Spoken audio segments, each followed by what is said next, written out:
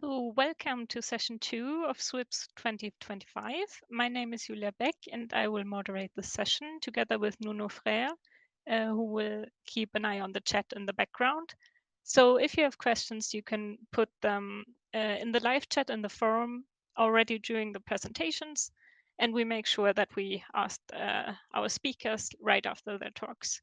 So don't be afraid to put them already during the presentations. We will keep an eye on the chat. So this session is all about workflows. And our first speaker is Martynas, who is the lead developer of LinkedDataHub. And he will talk about LinkedDataHub, which is an open source low-code platform for knowledge graph applications. The subtitle of the presentation is Democratizing Linked Data Consumption and Reuse. So that sounds super interesting, and I'm very happy to hear what this exactly means or what it entails. So please, Martynas, the stage is yours.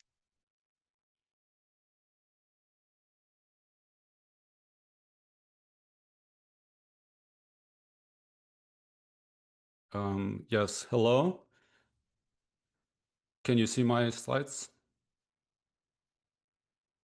Okay, so my name is Martynas and I'm the owner of Atom Graph. I've been working with semantic web, linked data, and then knowledge graph projects for more than 15 years. And I just want to quickly go over what what LinkedDataHub is and what it does. And then show you a demo. So really want to spend not so much time on the slides. So back in early 2010s, I was working on maybe 3 different RDF and linked data-based projects, and in different domains. And I could, library domain and product information system in the enterprise and so on. And I could see that they shared some common patterns. And then over the next years, I tried to extract those patterns into a generic reusable framework. And that was the origins of LinkedDataHub, which I released as open source in 2019. And also this year released the major version.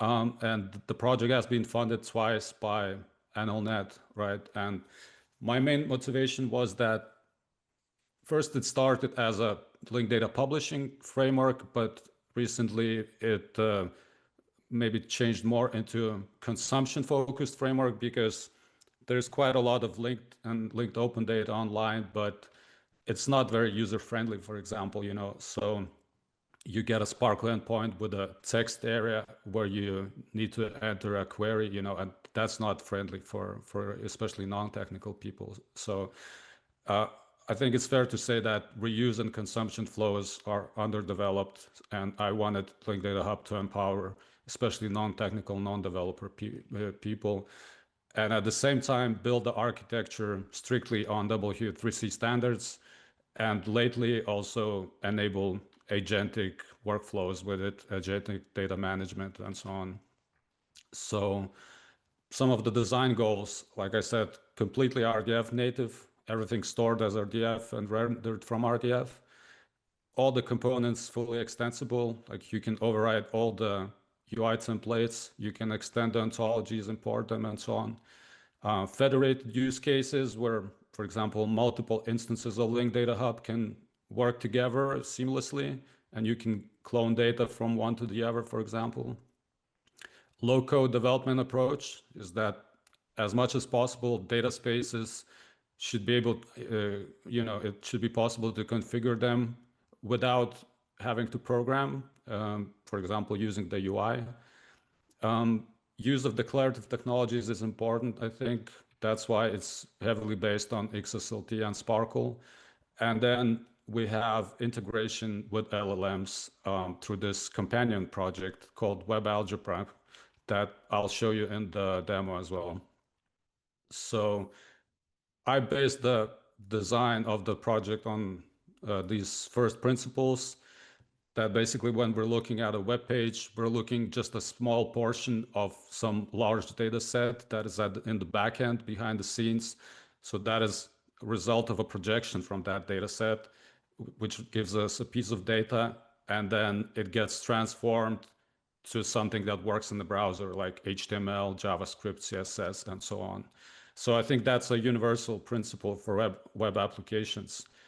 And in this Linked Data Hub implementation, in practical terms, it means that SPARQL is used for projections, and that already gives you a linked data result.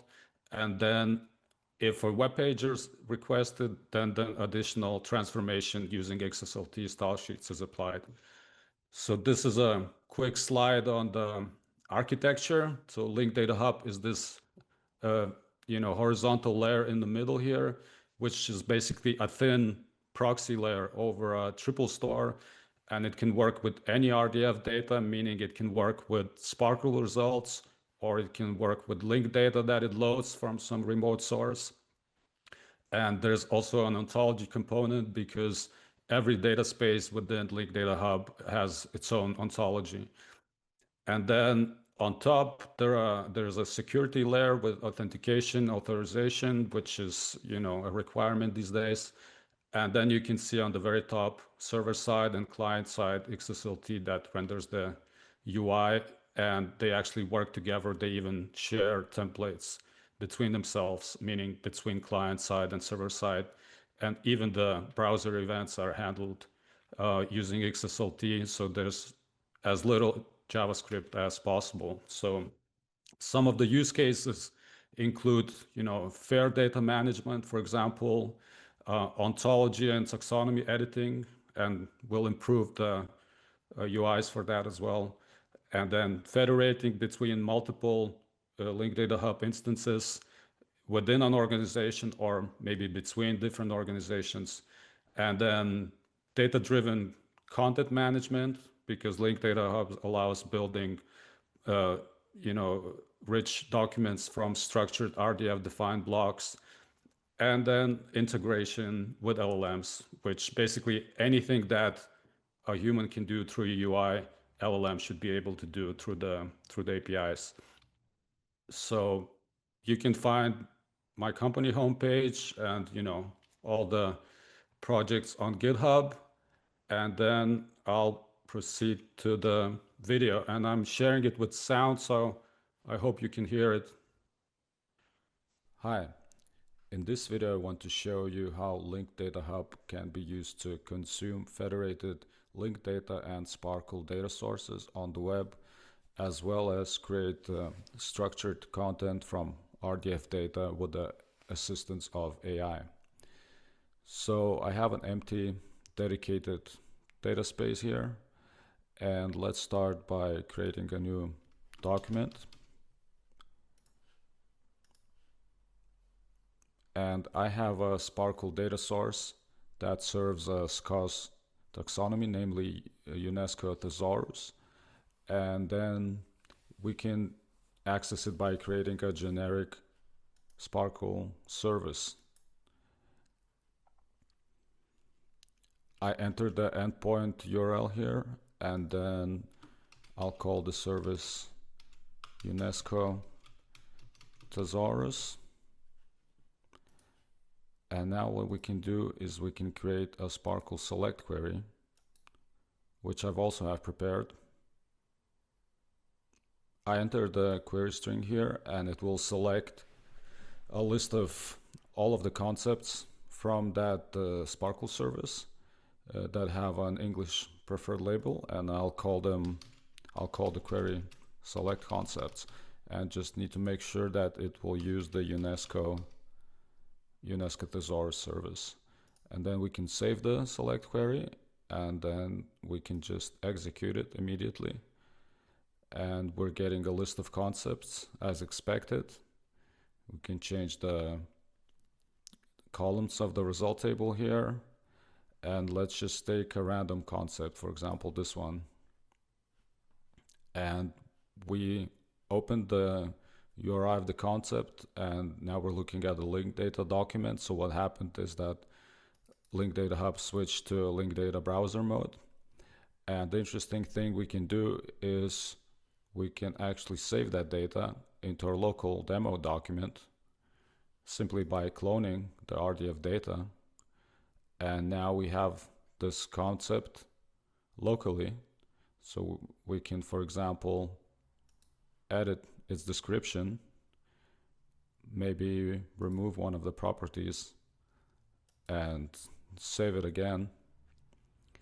But at this point, the editing interface, it doesn't know anything about the structure of concept instances. How should a new concept look like what properties it should include by default, or what properties should be mandatory and should have constraints on them. The editing interface does not have that information, but we can do something about it.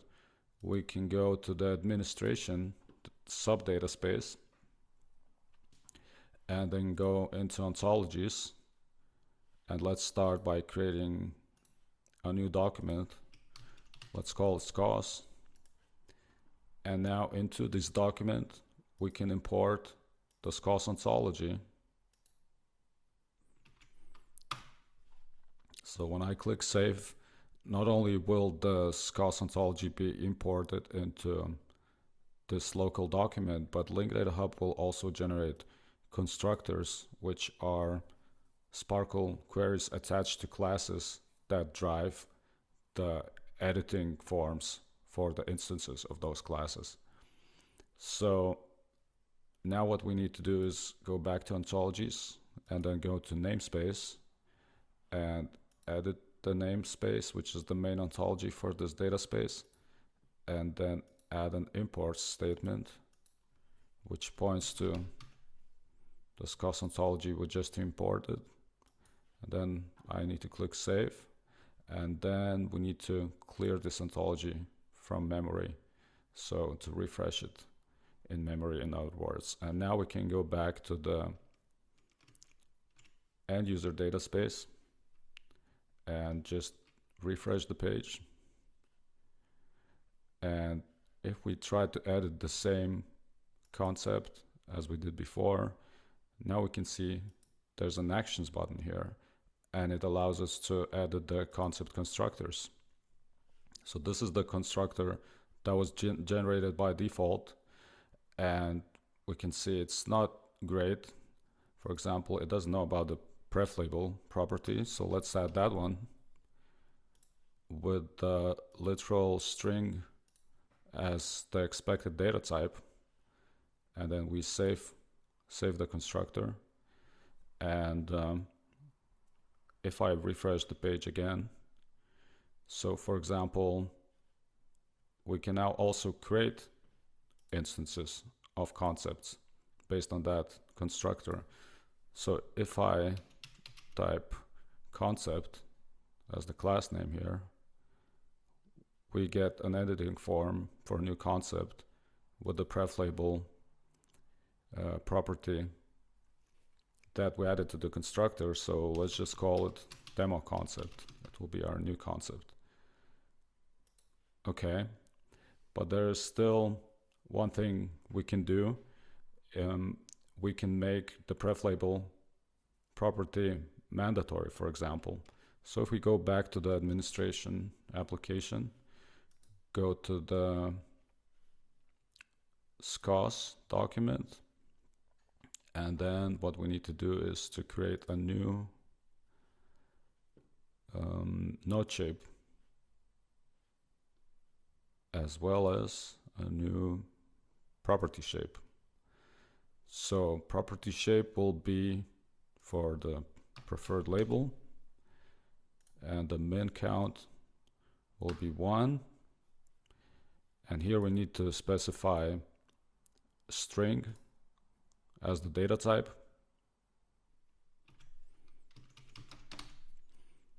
And then let's call it mandatory pref label. So this is the property shape. And now we can use concept as the target class of the node shape,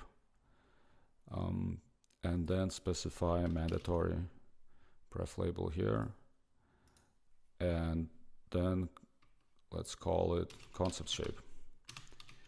So these are shackle shapes for our concept class Okay, and then just like before, we need to clear the SCOS ontology first, and then go back up on level, and then the namespace ontology, and we need to clear it as well, refresh it in memory, because it imports the SCOS ontology as well. So having done that, we can go back to the end user data space, just refresh the page one more time, and if we find this demo concept that we've been editing and go open its editing form again, we can see the preferred label is now in bold, which means it is required, it's a mandatory property. And if we try to remove its value, for example, and save the concept, then we're not able to do it because the shackle constraint validation kicks in and flags an error.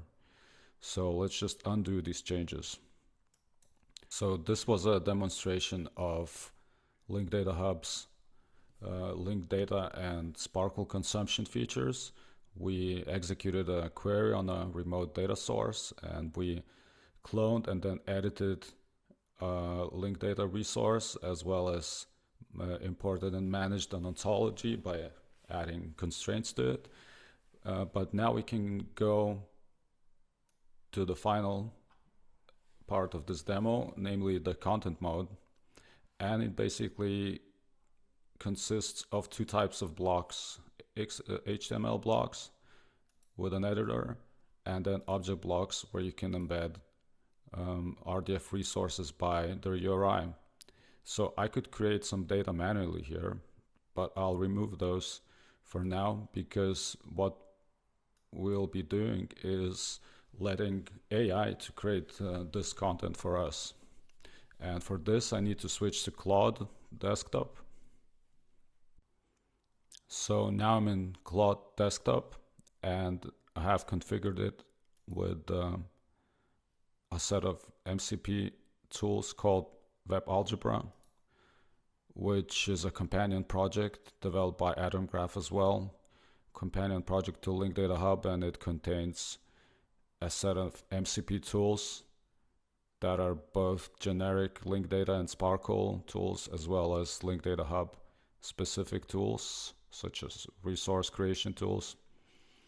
And then what we'll do is we'll ask Claude to generate content for us using MCP through Web Algebra tools, and then we'll see what happens. So I have copied the URL of the document on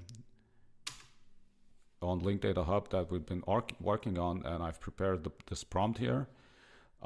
So what Claude should do now is create like 5 blocks of content, a view based on the query that we had with pagination, and then HTML block, and then embed one of the concepts, and then summarizing XHTML block. So let's see.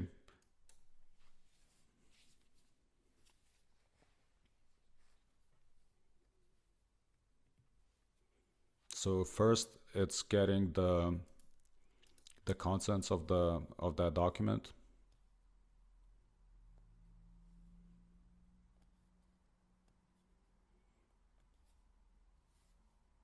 And now it's discovered the query resource, and it knows how to build a view based on a select query. So it's doing just that. And now it's starting to add blocks to the content mode. First is the HTML block, and then second one is an object block, which is the view, and then the third one is the concept, and then Claude is adding the final summarizing XHTML block with the content that it's come up with.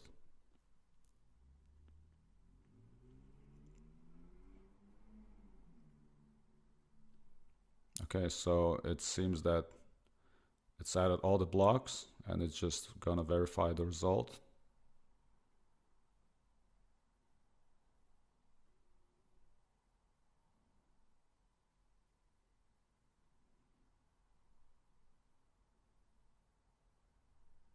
Okay, so now we can switch back to LinkedDataHub and see the content that it created. So back in our LinkedDataHub document, if I refresh the page, I can see all the content that Claude created for us.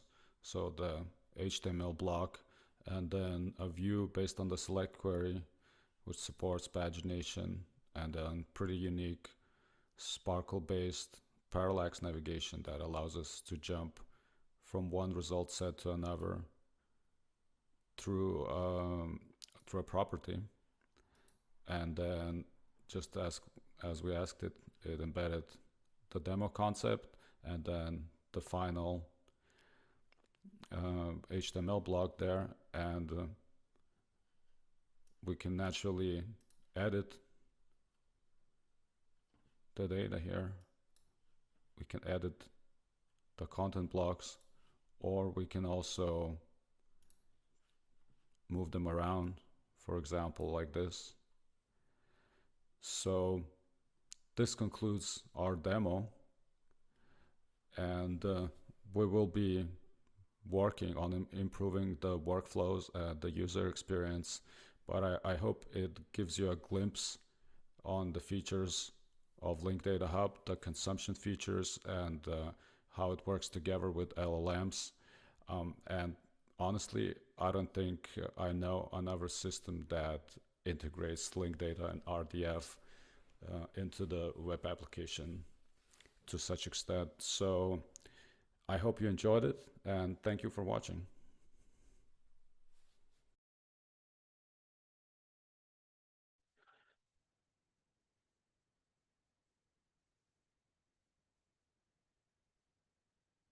Okay, that was it. Oh, okay. Thank you. This is the GitHub page, and yeah, so please follow and star us. I promise I tried to use bibliographic sources, but I tried 5 different national libraries, and their linked data didn't work with the content negotiation, so I had to use something else. Okay, thank you, Martynas, for your talk. We don't have that much time left, and I don't see a question now in the chat. But what about your users, or did you already get feedback from anyone about the system? Like, are people actively working with it at the moment? Well, it's hard to say because it's open source. So, I mean, we have quite a few, followers on GitHub, so to speak, approaching 600 stars. So I hope they're using it, for interesting things. But there's still one step in, bring it out to the public, I think, is launching a hosted version of it where, instead of deploying their own system, people could just sign up and get like this canvas where they can start creating content, importing data, and operate in this uniform, fair environment, which is also for non-technical people, maybe you need to know SPARQL, but not how to program. So that is the plan maybe for next year. And I don't think something like that exists, so I think it needs to be tried. Yeah, I will definitely try after the session when I get it. You talked a bit about future tasks, but what are your plans for the future? Well, obviously the user experience can always be improved, and then we have this companion project, as I mentioned, called Web Algebra. So we will try to integrate it maybe even more and enable, more LLM tasks, but they're already working together hand in hand. Better editors, for example, better federated features where basically people could work with their own platform and then connect to a remote platform, and that would be completely seamless. I think that would also be pretty unique. Yeah, improving security is what I'm working on now. Yeah. Thank you so much. So in regards to time and that I don't see no more questions, thank you so much. That was really impressive. Also with the LMS stuff, I will definitely check it out later. You're And welcome.